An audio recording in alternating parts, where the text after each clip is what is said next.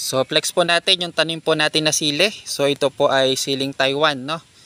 Ang variety po nito ay Red Hot. So nasa 2,500 piraso po ito at yan, nag plastic mulching po tayo para bawas gamas po, bawas sukal, damo sa ating pong mga pananim.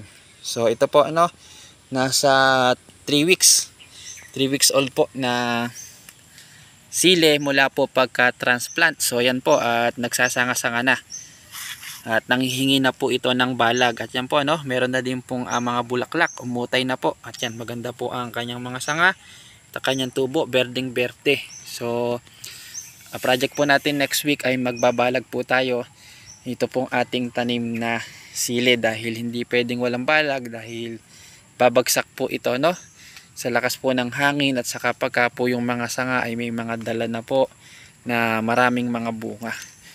So ayan, mamaya po mag-apply po tayo ng calcium nitrate. So isa po sa pataba na ina-apply po natin yan dito po sa ating mga tanim na sili para maiwasan po yung sa bunga yung mamasok kung tawagin po dito sa amin no, yung parang namamasa-masa yung pong mga bunga at iba't ibang mga sakit. So suporta po yan. Ang ginagamit po natin dito sa Promera, urea.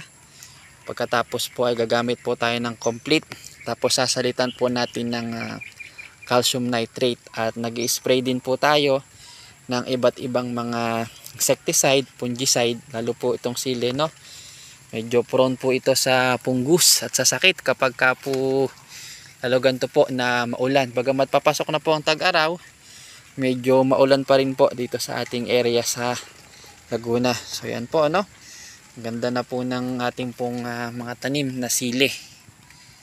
Yan. So ang kagandahan kung ito po ay hindi po natin nalagyan ng plastic mulching no, ay yan yung mga damo po ay na ano na, kumbaga na overpower na po itong ating mga tanim po na sili.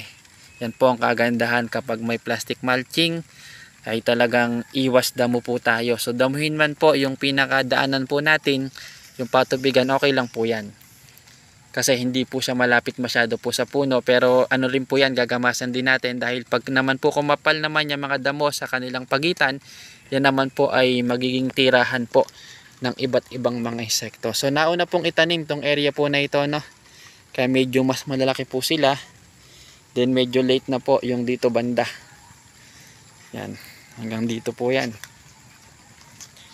So ito pong paparito ay medyo bagong tanim. Yan. So ito po ay siling Taiwan.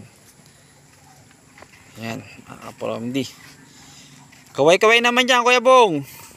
Iyon oh, si Kuya Bong, lakas oh. Parang walang arthritis ah. Iba talaga pag gumaling na. So yan po ang ating siling Taiwan dito po sa farm.